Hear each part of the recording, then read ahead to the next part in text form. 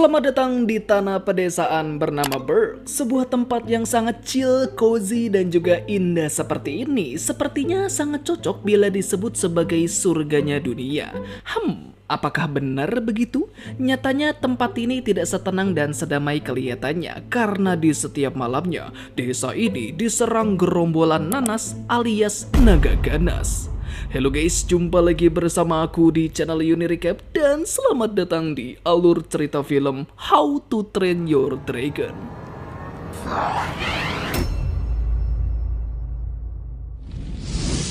Seperti yang udah dibilang, desa Berg sering banget diserang puluhan naga ganas. Artinya cuman mereka-mereka aja yang punya nyali gede yang bisa tinggal di sini, dan mereka adalah bangsa Viking. Dikatakan mereka punya sosok pemimpin yang paling disegani, siapa lagi kalau bukan Pak Kades yang bernama Stoik, dan katanya ini orang waktu masih bayi aja pernah motong kepala naga cuy. I'll defend stores. Aye, Chief. Protect the livestock. Aye, Stoic. Keep an ear out for night furies. By the way, MC dari cerita ini adalah anaknya sendiri dan namanya adalah Hiccup. Dan ya, jika diperhatikan penampilan bapak dan anak ini sangatlah berbeda jauh. Kalau Stoic punya spek badan yang tinggi besar macam Shaquille O'Neal, sedangkan Hiccup, well, doi lebih mirip anak Skena. Gak cuman dari penampilannya aja yang terlihat cupu, Hiccup juga sama sekali tidak bisa bertarung. Bahkan penduduk desa hanya menganggapnya sebagai beban. Satu-satunya yang bisa dilakukan Hiccup di waktu-waktu seperti ini hanya membantu di gudang senjata bersama dengan pamannya yang bernama Guber. You know, I need to get out there. Show my stuff, make my mark.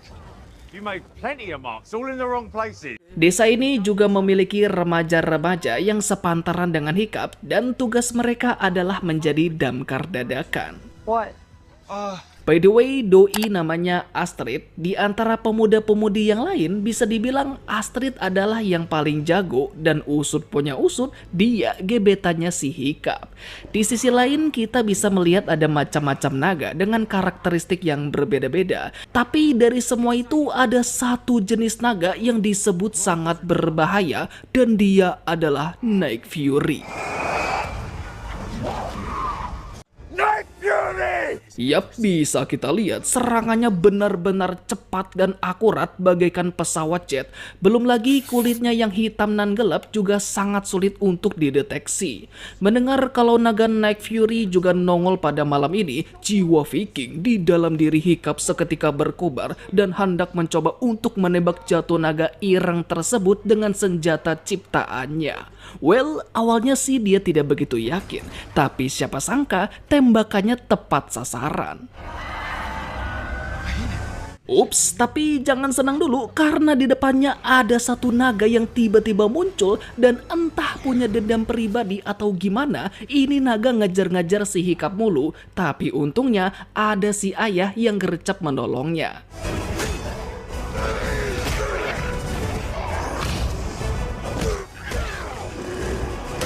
Di saat yang sama, para naga mulai pergi dengan membawa domba-domba yang dicuri dan yang tersisa hanya ada kerusakan serta beberapa rumah yang sudah hancur. Apesnya, Hiccup malah kena omelan bapaknya dan diceramahi di depan banyak orang. Yang meskipun Hiccup berhasil menebak jatuh naga Night Fury, cuman sayangnya Stoik sama sekali tidak percaya. Well, sebenarnya Hiccup hanya ingin mencoba membuktikan kalau dirinya bisa gitu ngasih bantuan, karena jujur aja, doi udah capek banget kalau terus-terusan dianggap sebagai beban. Many things, son. But a dragon killer is not one of them. Kesal, marah, dan kecewa, hanya itulah yang Hiccup rasakan. Dan dia pun pulang ke rumahnya sembari ngeluapin unek-uneknya kepada paman Guber.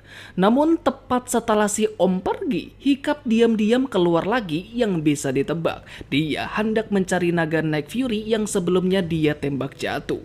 Singkat cerita, di tengah kedalaman hutan, dia pun menemukan tempat jatuhnya si naga ireng. Dan sisanya, Hiccup tinggal menghabisinya saja supaya dia dapat diakui sebagai Viking sejati. Akan tetapi dia mendadak jadi ragu-ragu karena si naga hanya diam sambil menatapnya seolah meminta belas kasihan yang ujung-ujungnya Hiccup yang tidak tegaan memilih untuk membebaskannya. Disitulah si naga hitam langsung mengamuk, tapi untungnya Hiccup gak sampai dicaplok lalu si naga pergi gitu aja.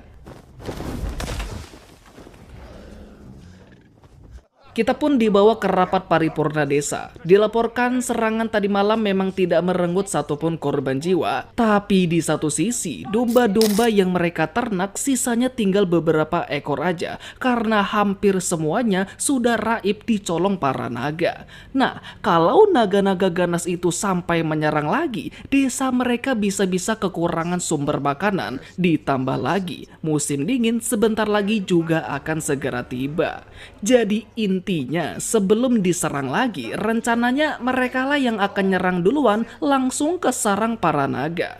Perlu diketahui, lokasi sarangnya sendiri berada di seberang lautan, tepatnya di sebuah pulau di wilayah barat, dan dikatakan tempat itu diselimuti kabut super tebal dengan jarak pandang yang sangat minim. Prepare the ships! Namun dalam penyerangan kali ini, Guber diminta untuk tidak ikut dulu. Sebagai gantinya dia harus melatih para anak muda karena sudah waktunya bagi mereka untuk diangkat menjadi prajurit. Nah, kebetulan banget nih, kenapa nggak sekalian masukin Hiccup aja ke pelatihan tersebut? Well, kalau boleh jujur, Stoik sangat meragukan kemampuan anaknya sendiri. Soalnya ini bocah megang senjata aja nggak kuat, apalagi ngelawan naga coba. Tapi ya kalau menurut Guber sendiri nggak ada salahnya juga untuk memberikannya pelatihan. Bisa atau enggaknya ya tergantung bocahnya sendiri. You can't stop him, Stoic. You can only prepare him. We aren't always going to be around to protect him. Yap, setelah mempertimbangkan sarannya si Guber, Stoik pun setuju untuk memasukkan putranya ke camp pelatihan. Akan tetapi Hiccup yang mendengar itu malah kaget dan juga bimbang, dimana setelah kejadian sebelumnya, Hiccup tiba-tiba saja berubah pikiran dan menolak tawaran sang ayah. Namun Stoik sama sekali tidak peduli dan kagak mau tahu, pokoknya Hiccup harus ikut latihan, titik. Train hard. I'll be back. Probably. Keesokannya, para calon prajurit sudah berkumpul di sebuah arena, termasuk Hiccup sendiri yang tampaknya masih malu-malu. Selain Astrid, di situ juga ada beberapa nama yang harus kalian ingat. Ada si Tongil namanya Snotlot, lalu ada si kembar namanya Rafnat dan Tafnat, dan terakhir yang badannya paling gempal bernama Fishleg. The latest to join this time-honored tradition. Every toe-biter born into our tribe must one day survive this arena. If they ever hope to do battle alongside the rest of us. Diketahui naga yang akan menjadi lawan tanding hari ini adalah naga yang paling keroco dan naga tersebut adalah Gerongkel. Dikatakan selain digunakan untuk bertahan, perisai ternyata juga berguna untuk membuat suara bising yang bisa bikin pusing para naga. Namun karena bocah-bocah ini masih pemula dan kurangnya kerjasama, 4 dari mereka dengan mudah dibuat tumbang. Hiccup yang ada di sana juga tidak luput jadi sasaran dan hampir saja mati konyol, tapi beruntung ada paman Guber yang sigap menolong. Remember, the dragon will always go for the kill. Yap, naga memanglah makhluk jahat yang tidak akan segan untuk membun-bun. Dan kalau itu memang benar, lantas bagaimana dengan Night Fury? Beda banget sama naga ganas yang lain. Si Ireng yang satu ini lebih ke naga kalem. Buktinya pada waktu itu Doi sama sekali tidak punya niatan untuk melukai Hiccup. Karena masih penasaran, Hiccup pun kembali mencari naga Ireng tersebut. Tapi siapa sangka, dia menemukan spot pemancingan yang sangat bagus, tempat di mana si naga hitam sedang berada. Bisa dilihat si naga kayak kesusahan banget buat mencoba terbang, dan itu disebabkan gara-gara sirip pada ekornya yang rusak sebelah. Keesokan harinya, kita pun dibawa pada situasi dari Stoik dan pasukannya yang sudah tiba di wilayah para naga, di mana saking ngerinya wilayah ini, tempat ini sampai dijuluki sebagai gerbang neraka. Baru beberapa menit masuk ke dalam, sejumlah naga langsung menyerang dari segala arah sampai seluruh pasukan tak berdaya.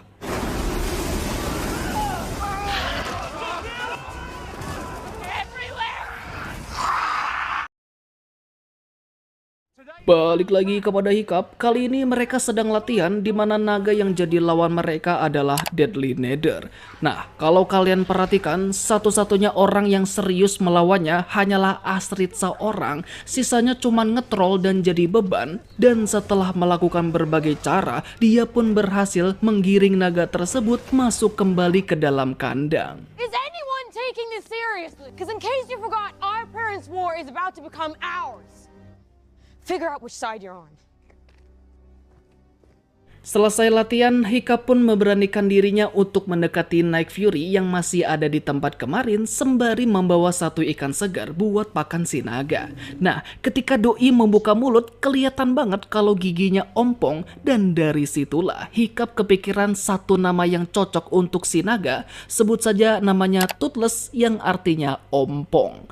Bukan cuman itu, Toothless juga ngebagi separuh ikannya kepada Hiccup yang jelas-jelas bekas jigongnya, tapi karena Hiccup orangnya juga kagak enakan, ya terpaksalah dia memakan ikan itu walau sebenarnya agak jijik. Well, mungkin ini adalah saat yang tepat untuk menjinakkannya, tapi sayangnya si naga selalu menjauh. Tapi ketika hari sudah menjelang malam, Toothless yang sebelumnya sok jual mahal, kini mendekati Hiccup dengan sendirinya di mana sang naga merasa tertarik dengan gambar wajahnya yang dibuat di atas pasir. Dari situlah, Toothless ikut-ikutan membuat pola di pasir dengan niatan mengajak Hiccup memainkan sebuah permainan macam teprak gunung di mana Hiccup harus melewati semua pola-pola itu tanpa harus menyentuh garisnya. Nah, berbeda dengan sebelumnya, ketika dia hendak menjinakkannya lagi, kali ini Toothless sendirilah yang justru menyentuh telapak tangannya yang mengisyaratkan bukan hanya sekadar jinak saja, tapi Toothless telah menganggap Hiccup sebagai temannya.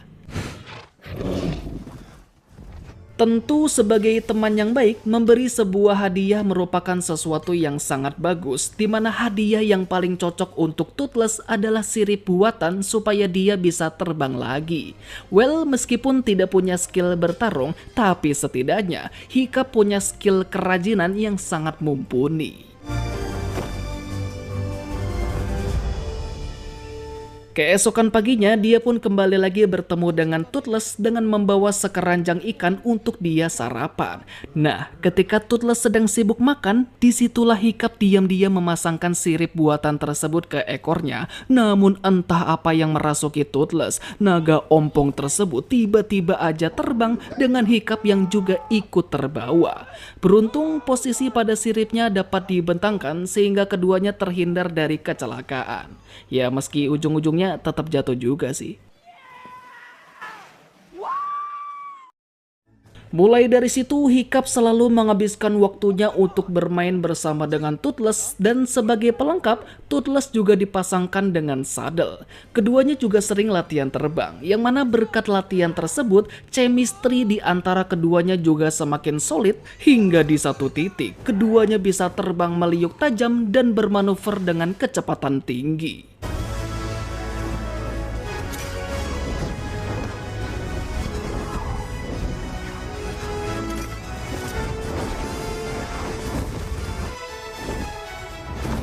Well, ternyata punya teman seekor naga bisa punya banyak benefit. Selain bisa terbang bebas, kita juga dapat menemukan beberapa kelemahan yang dimiliki seekor naga. Yang pertama, diketahui naga sama sekali tidak suka yang namanya belut karena punya bau yang sangat menyengat. Gak pakai lama, tips and trick ini langsung dipraktekkan Hiccup ketika sedang latihan. BTW, naga yang menjadi lawan tanding hari ini adalah naga dengan dua kepala yang bernama Zibbleback. Dan setelah menyadari jika Hiccup memegang belut tersebut, sang naga langsung menjauh lalu secara mandiri masuk lagi ke dalam kandang. Now, think about what you've done. Yang kedua, jika disembur dengan bunga dandelion, seketika partikel bunganya akan masuk ke dalam hidung dan itu akan membuat naga jadi bersin-bersin. Dan yang ketiga, sama seperti kucing, kalau kalian menggelitik seekor naga di bagian bawah rahangnya, maka mereka akan jadi keenakan dan tahu-tahu sudah loyo seperti ini cuy. Ngeliat Hiccup yang secara terus-menerus dengan mudahnya mampu mengalahkan naga-naga di setiap sesi latihan, tentu saja Paman Guber dan teman-temannya jadi heran dong. Kok bisa-bisanya gitu, si culun ini tiba-tiba jadi kompe banget? Well, disitulah letak asiknya, Hiccup yang sebelumnya diremehkan dan sering banget dianggap sebagai beban, sekarang selalu dipuja-puja dan mendadak jadi selebriti.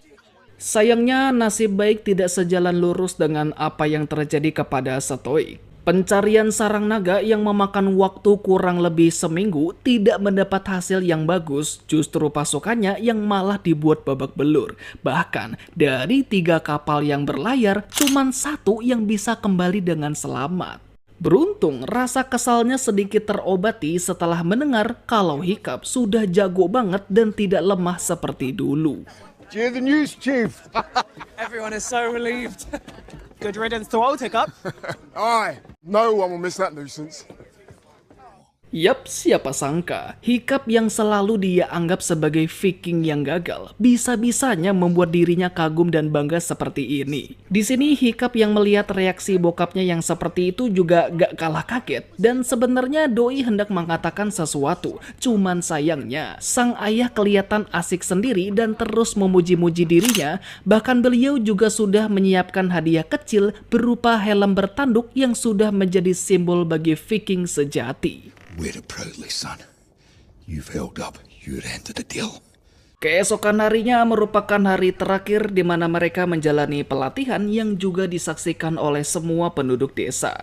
Hari ini juga sekaligus menjadi penentu siapakah di antara mereka yang akan ditunjuk sebagai top slayer atau pembasmi paling jago, di mana pemenangnya akan diberi kesempatan untuk membunbun 1 naga pertamanya.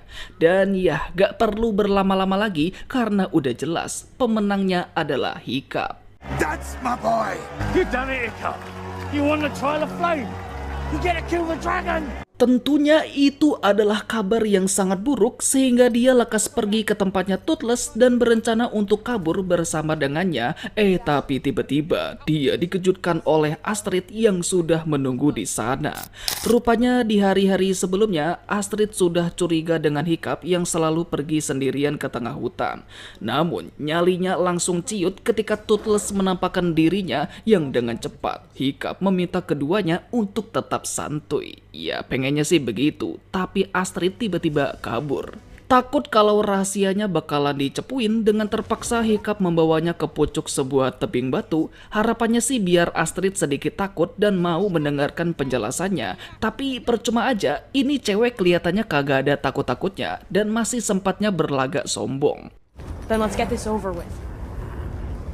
You got it. Wah, yang kayak gini nih kudu dikasih paham. Toothless yang masih marah lantas membawanya ke sana kemari, dibawa naik dan juga turun, lalu diputer-puter dengan kecepatan tinggi sampai akhirnya dia minta maaf. Sorry!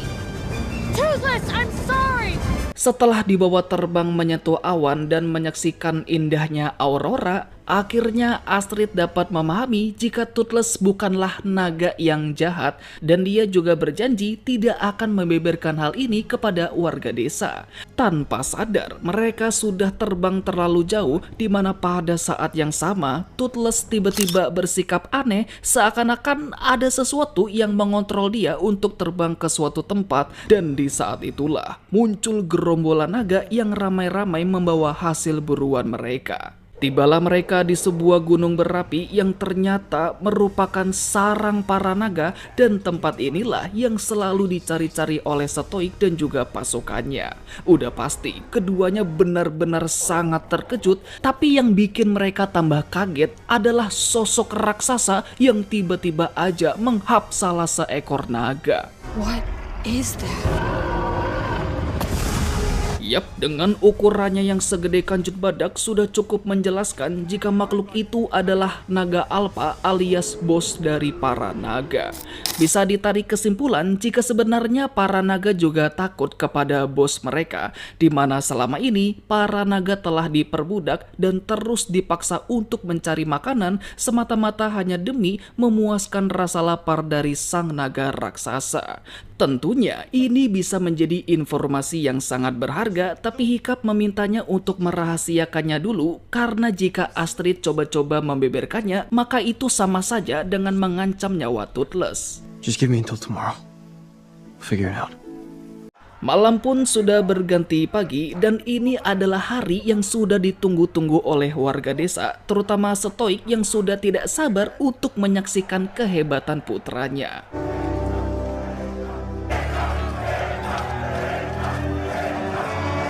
Setelah semua persiapan sudah siap, Hiccup tinggal masuk ke dalam arena bersenjatakan sebilah pisau dan juga perisai. Dikatakan naga yang menjadi lawannya adalah naga yang paling galak di antara naga-naga lain, sebuah naga dengan tubuh berapi-api dan dia dipanggil Monstrous Nightmare. Meskipun memiliki aura intimidasi yang sangat kuat, Hiccup masih bisa tetap santuy. Lalu di saat yang sama, dia membuang senjata dan juga perisainya supaya sang naga tidak merasa terancam, sampai akhirnya makhluk itu bisa ditenangkan. I'm not gonna hurt you. I'm not one of them. What is he doing? Udah pasti, Stoik dan para penonton jadi kebingungan dengan apa yang sekiranya sedang dilakukan oleh bocah itu. Dan kebingungan mereka semakin bertambah ketika Hiccup menjelaskan jika naga yang selama ini mereka anggap sebagai makhluk jahat sebenarnya tidak sejahat seperti yang mereka kira. We all need to see this. They're not what we think they are. We don't have to kill them. Sayangnya hal itu sama sekali tidak bisa diterima oleh para penonton, terutama Stoik yang langsung marah besar sampai-sampai sang naga jadi agresif kembali hingga menyerang Hiccup. Lari pun kayaknya juga percuma, bahkan Astrid yang sempat membantunya juga tidak bisa berbuat banyak dan mungkin ini akan menjadi akhir yang sangat tragis bagi Hiccup. Tapi tunggu dulu. Dari luar arena muncul Toothless yang langsung datang menolong dan tidak pakai lama Toothless memukul mundur si naga ganas dan memasukkannya lagi ke dalam kandang. Well, apakah dengan begitu sudah selesai? Oh, tentu tidak. Semua orang langsung turun ke arena mengepung Toothless dari segala sisi, bahkan Stoik juga langsung turun tangan sampai di titik di mana Toothless hampir membunuh Pak Kades, tapi Hiccup berhasil menenangkannya. Setelahnya, Toothless dapat dengan mudah dibekuk dan karena bersikap kooperatif, Toothless hanya akan dimasukkan ke dalam kandang. Yap, selanjutnya bisa kalian tebak, Hiccup langsung diomelin habis-habisan sama bokapnya karena udah bikin malu di depan banyak orang. Bisa-bisanya Hiccup mengatakan sesuatu seperti berteman dengan naga. Bullshit. Dari situlah Stoik mengungkit-ungkit soal ibunya Hiccup yang sudah lama hilang setelah diculik oleh salah satu naga. They took your mother, for God's sake! Well, itulah kenapa di sepanjang film kita tidak pernah melihat ibunya Hiccup, yang mana sejak saat itu Stoik benar-benar membenci semua naga tanpa terkecuali. Tidak tinggal diam, Hiccup juga berusaha keras untuk membuat sang ayah mengerti, sampai-sampai dia keceplosan soal sarang naga yang dia temukan pada malam itu. Did you find it? Did I say nest? You've been to the nest. Sontak hal itu sangat mengejutkan Stoik dan tanpa pikir panjang dia langsung siap-siap untuk berlayar kembali menuju gerbang neraka. Meski Hiccup sudah membujuknya supaya jangan gegabah, tapi Stoik sama sekali tidak peduli. Sadar jika kali ini skala peperangannya akan sangat besar, jumlah pasukan yang disiapkan juga tidak main-main, dan supaya tidak nyasar seperti kemarin-kemarin, Toothless mereka jadikan sebagai pemandu jalan. Set sail for Helheim's Gate! Lead us home, devil. Ya, mungkin disinilah akhirnya, gara-gara dirinya semuanya jadi tambah kacau dan sudah tidak tahu lagi harus berbuat bagaimana. Saat itulah Astrid datang untuk sedikit menghiburnya, sembari menanyakan rencana apa yang sedang dia pikirkan. Ada mbak, boro-boro kepikiran punya rencana, yang ada kepala udah mumet banget ini. Kalaupun mereka punya niatan untuk menyusul, mereka juga kagak bisa karena semua kapal sudah dipakai untuk berlayar. Tapi tunggu sebentar, Hiccup tiba-tiba saja kepikiran satu rencana yang mind-blowing dan mungkin bisa menjadi game changer. Lantas dia pun memanggil teman-temannya untuk berkumpul di arena. Masih ingat sama naga-naga yang kemarin dipakai buat latihan? Nah, semua naga itu akan dijinakan lalu masing-masing diberikan kepada teman-temannya sebagai kendaraan untuk menyeberangi lautan. You're gonna need something to help you hold on. Sementara itu, Stoik dan pasukannya terlihat sudah tiba di wilayah Sarang Naga. Kalau kalian sadar, suasananya beda banget daripada sebelumnya, di mana para naga tampak tidak melakukan apapun. Apa mungkin karena mereka datangnya barengan sama Toothless kali ya?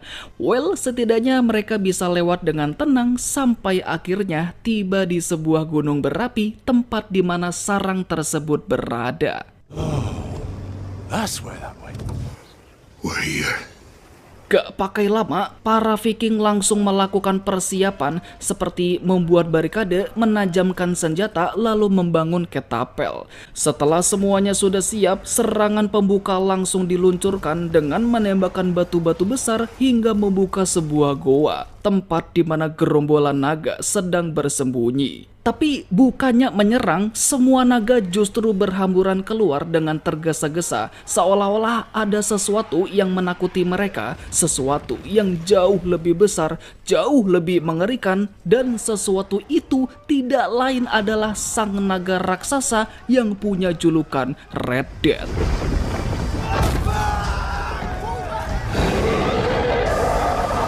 Wah, kacau sih. Dengan ukurannya yang segede gaban, para Viking sama sekali tidak punya cara untuk melawan dan malah terinjak-injak. Mau lari juga percuma karena kapal mereka langsung dibuat gosong.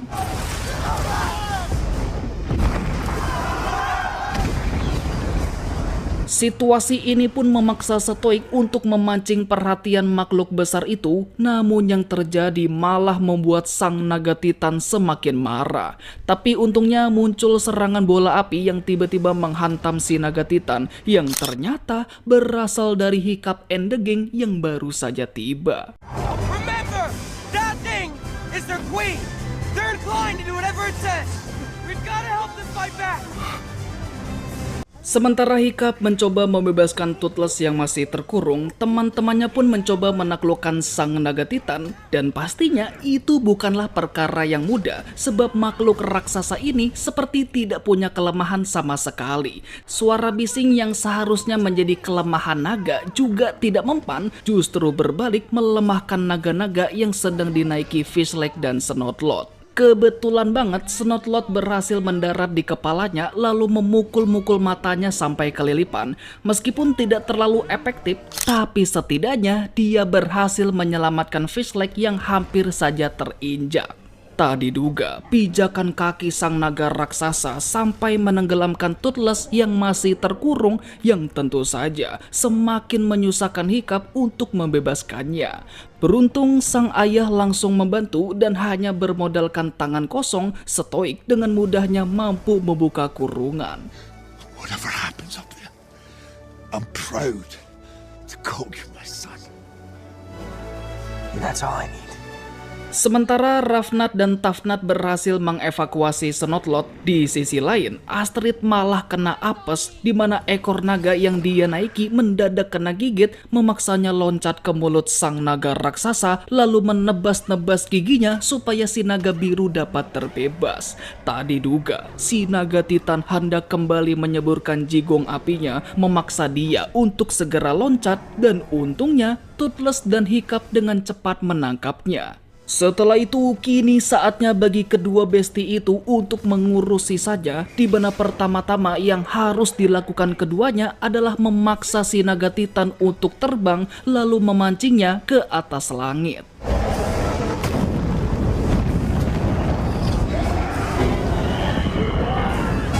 Quite the chief you have in the making there. Aye. Dengan begitu, Toothless bisa bergerak dengan leluasa sembari ngumpet di balik awan, lalu secara bertubi-tubi menembaki sayap si naga Titan sampai bolong-bolong. Dan setelah dirasa sudah cukup, keduanya langsung terbang menukik tajam, di mana sang naga Titan yang mengejar dari belakang juga hendak menyeburkan nafas apinya, yang kesempatan itu langsung mereka pakai untuk menembakkan api tepat ke dalam mulutnya. Nah, karena sayapnya sudah robek, si naga raksasa hanya bisa pasrah dan jatuh dengan kecepatan tinggi yang seketika menewaskannya. Sayangnya di saat-saat terakhir, keduanya malah kena tabok ekornya yang besar hingga menjatuhkan Hiccup ke lautan api.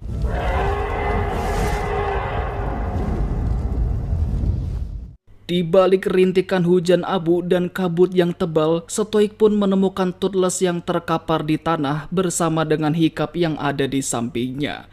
Dalam situasi yang penuh ketidakpastian seperti ini, mereka semua sama-sama berdoa demi keselamatan pahlawan mereka. Ya benar, pahlawan yang dimaksud adalah Hiccup sendiri, seorang bocah yang selalu mereka anggap remeh, tidak berguna dan hanya bisa jadi beban. Tapi lihatlah sekarang, anak itu sudah benar-benar berubah menjadi sosok pemberani yang bahkan mampu mengalahkan sang naga Titan, sesuatu yang belum pernah dilakukan oleh Viking manapun.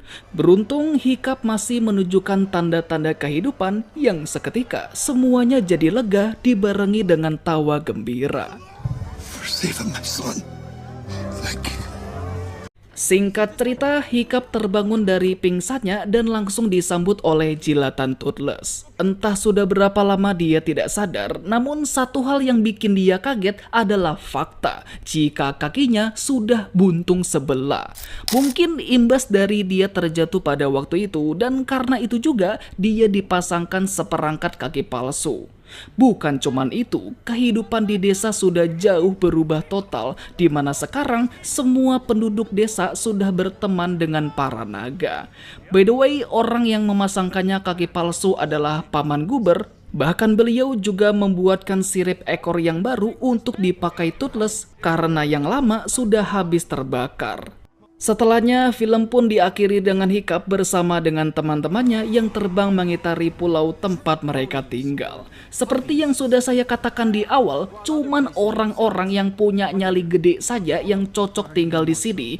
Namun satu hal yang bikin penduduknya betah tinggal di tempat ini tidak lain adalah hewan peliharaannya. Yang mana kalau di tempat lain ada anjing, kucing, kelinci, burung onta ataupun kuda, tapi di sini cuman ada naga.